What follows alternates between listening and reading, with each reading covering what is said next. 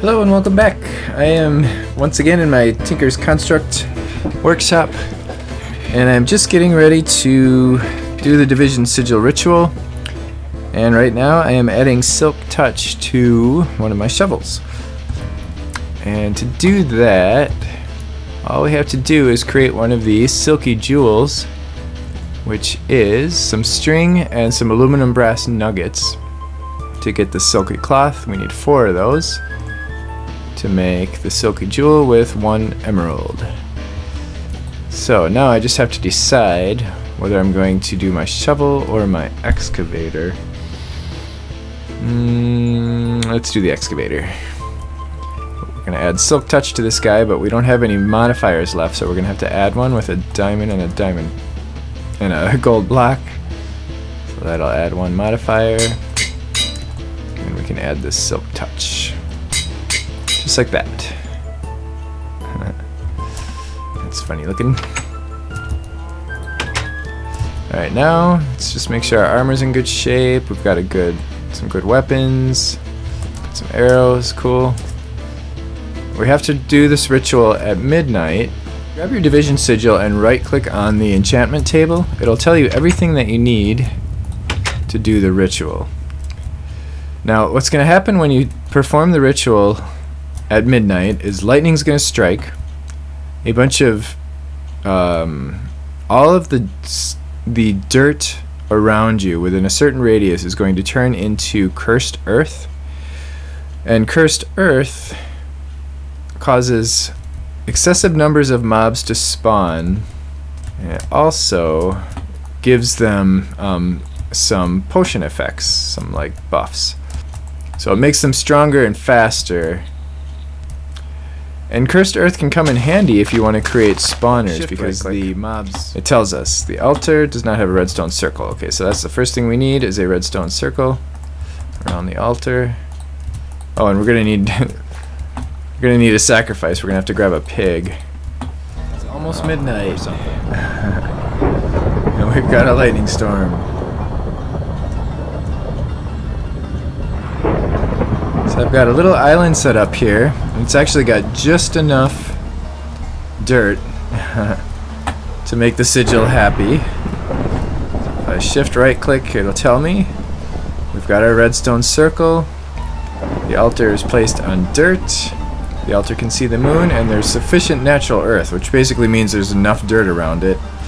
There has to be, from what I can tell, there has to be 22 blocks of dirt in order for it to consider it enough natural earth.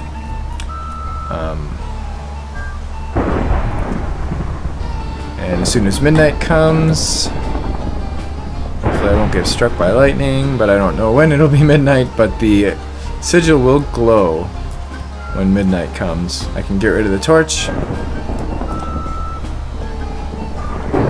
let the sheep out of the safari net. Oh, it's time. Okay.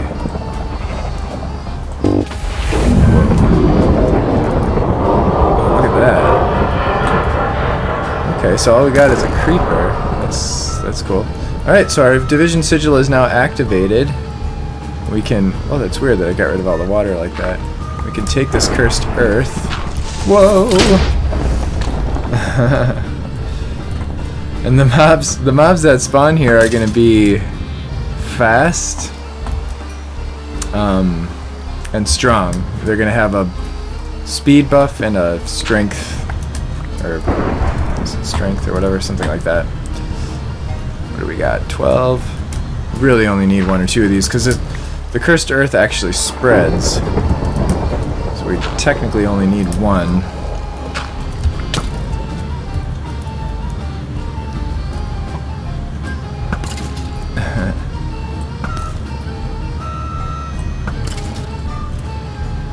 And you can see the spawn rate on this stuff is crazy.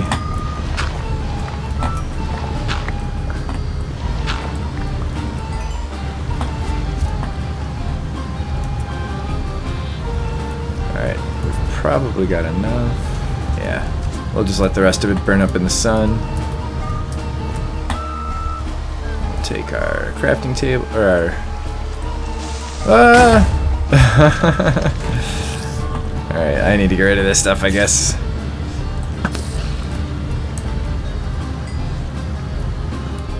Alright, I'm ready to make a builder's wand. And we have to do this in a vanilla crafting table, because that is the only place you can make unstable ingots. So I have 10 seconds before this thing will explode and kill me. But this is a pretty easy recipe. I'm doing the builder's wand. It's just 1 ingot, 1 unstable ingot, and 1 obsidian. So should be able to just do that, that. Yay! That was much easier than the angel ring that I did in Direwolf 20 world, in my Direwolf 20 world. So now, oh, I don't have any blocks. Let's see.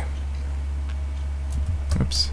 So if we grab a couple stacks of dirt, for instance, not saplings, dirt, okay. Get our builder's wand, point at some existing dirt. Nice.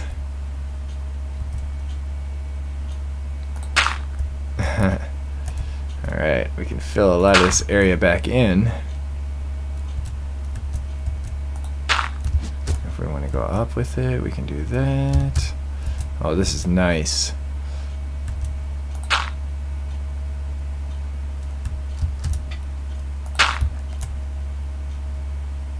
It's taking stuff right out of inventory. I have a bunch of dirt in my inventory. There we go. Alright, now that we have all this cursed earth, 64. Wait, actually we have more than that. Yeah. A little more than a stack of cursed earth. This would be a good time to talk about mob spawning. There are lots of different ways to spawn and grind mobs in this mod pack.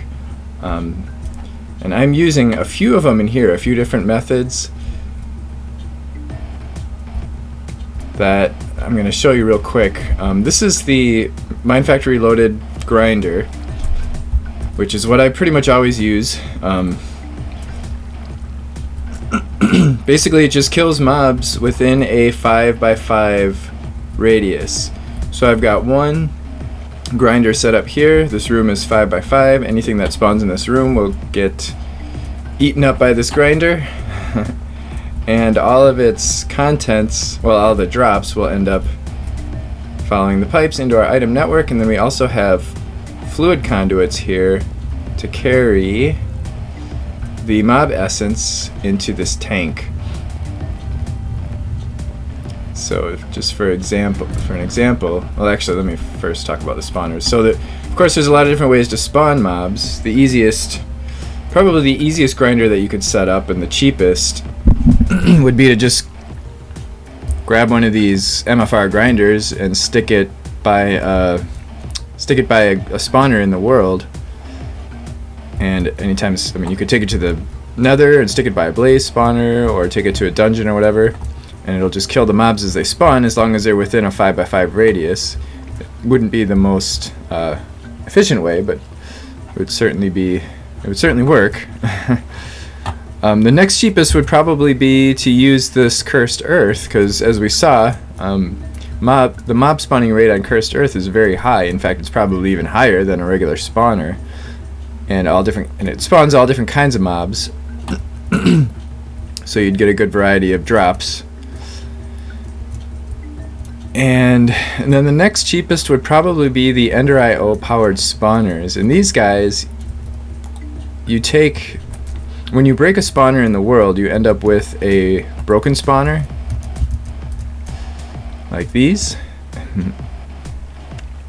And you can take one of these. When you build the powered spawner, you have to put it in an anvil with a spawner to combine it, and then it will spawn whatever that spawner spawned. So in this case, I've got a blaze spawner, which I made from a spawner that I broke in the nether, of course. And then here's a regular zombie spawner. And we'll talk about that in a second. And then what I did is I know a lot of people like to have a separate room for each spawner, but I don't really see any reason to. This seems a lot more efficient. I've just got them all in one room, and then I have different redstone signals going to each spawner. So in this case, I think this one is my... No, that's the wrong one. This one's my zombie spawner.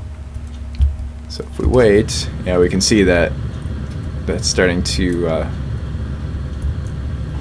Oh, and these spawners will spawn in a 9x9 radius, which is why I have the double thick walls here, because we don't want things spawning outside of the range of the grinder.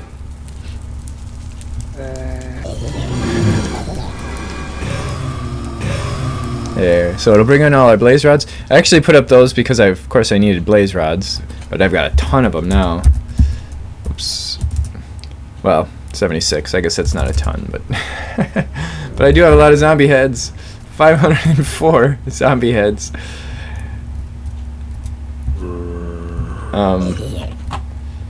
So with these spawners, you can spawn anything that would naturally that you could find a natural spawner for in the world. So there we've got some essence building up down there. But I'm just going to shut this off for now, just to show you the other spawner. And these might still run for a little while because I cut the power off, but they still have power. Oh, you know what? These only run with a signal. Okay, so then the other kind of spawner, well, another kind of spawner is the MFR auto spawner. So it's the same mod as the grinder. And this one takes essence. Oh, you know what? That's why we didn't see essence going in the buckets before, because it was going in, or in the tank before, because it was filling up our auto spawner. So this thing will take mob essence to generate whatever you put in a safari net. So in this case, I caught an enderman in a safari net, and I can spawn enderman with that spawner. And it takes more RF, like these guys. What does it say? Depending on the type of spawner, it'll take a particular amount of RF, and I'm not really sure. Whoops, oh darn it. Oh, here, 800 RF per tick. And this one is 160. So the zombie is only 160 RF per tick. The blazes are 800 RF per tick. So that's a lot of power. And this guy, I don't really know how much it does per kill, but and this one,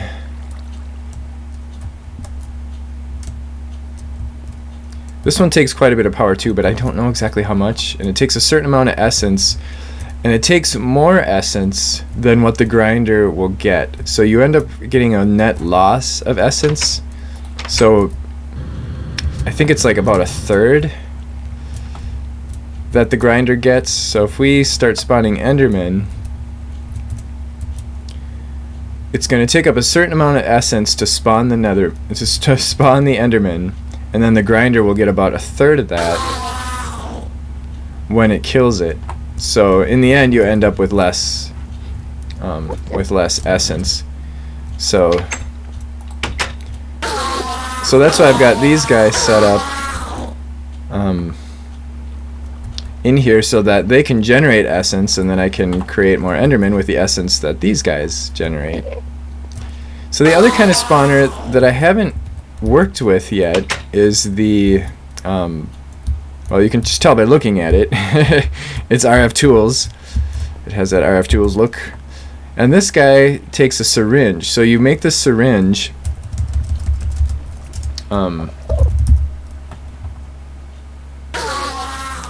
you make an empty syringe, which is plastic, rubber, and a iron ingot, and you kill whatever mob you want to generate with it, and it'll fill up after a few kills.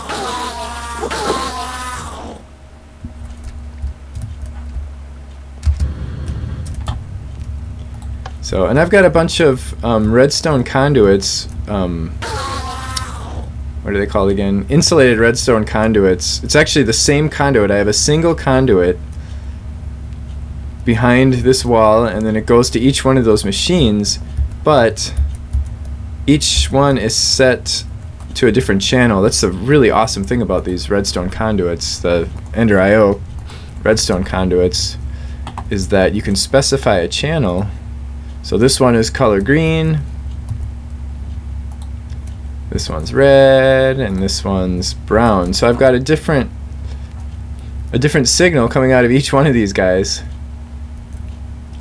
going down to going down into the spawners. Oh yeah, actually one more thing. Let's take a quick trip to the Nether. The skeleton spawner, if you want to do withers with the Ender IO spawners, you just break down a skeleton spawner, an overworld skeleton spawner, and bring it to the Nether, and that will spawn wither skeletons, because wither skeletons and skeletons are the same. So it's just a skeleton spawner. It takes 320 RF. Right now I've got it shut off. Oh.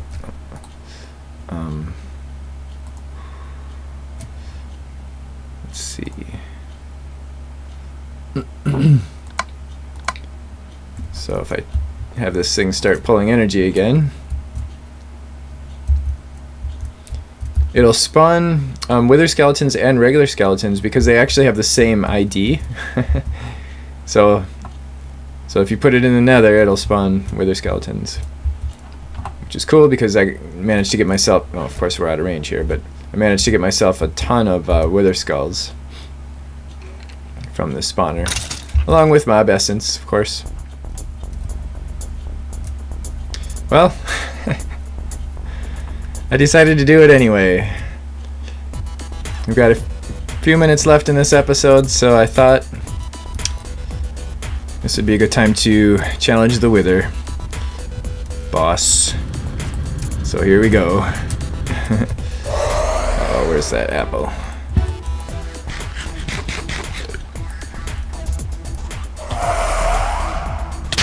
Okay, here we go.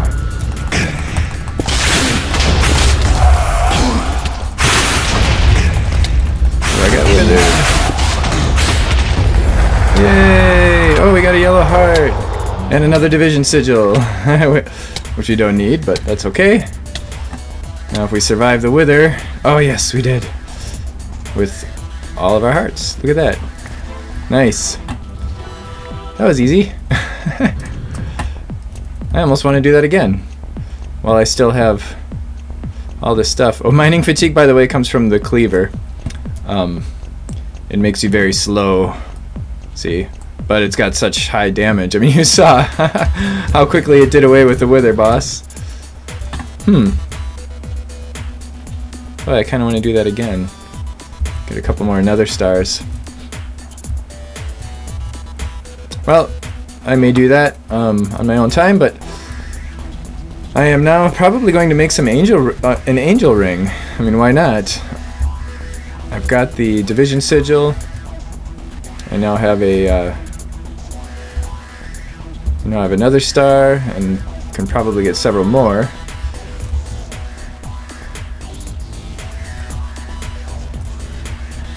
And then I won't have to use as much fuel in my jetpacks.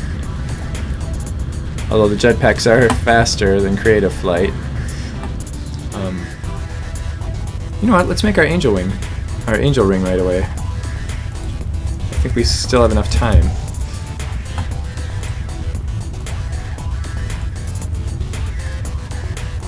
You may have seen me do this quite recently in my Direwolf 20 series. However, that was back in November when I actually recorded that. Let's just get rid of all this stuff. So we've got our nether star. Let's see, angel ring. What should we do? Invisible, feathery, fairy, or dragon? Last time I did dragon, and I kind of liked it. It was kind of a purpley color. I don't know how well it would go with this, though.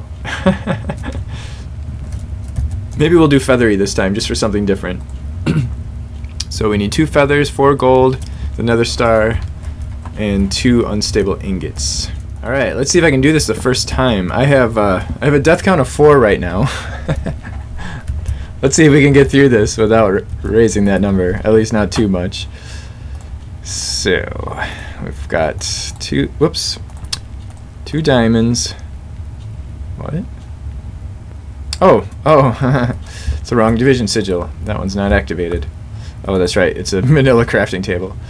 Which it has to be, unfortunately, for this to work. Let's get rid of this.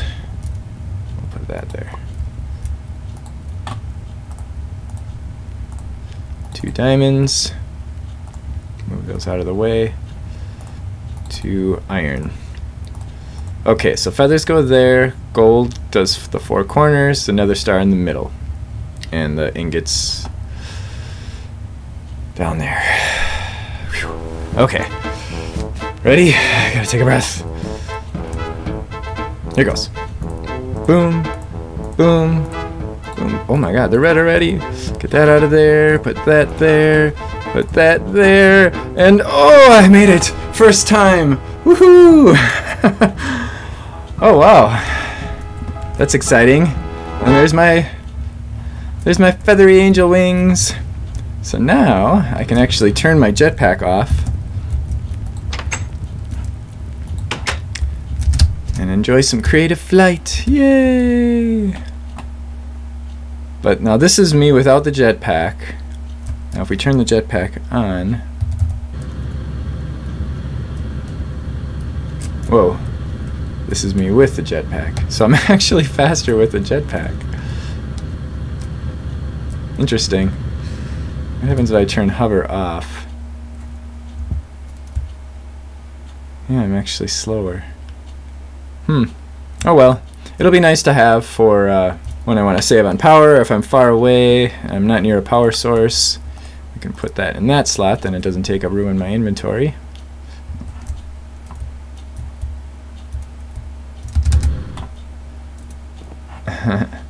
Nice.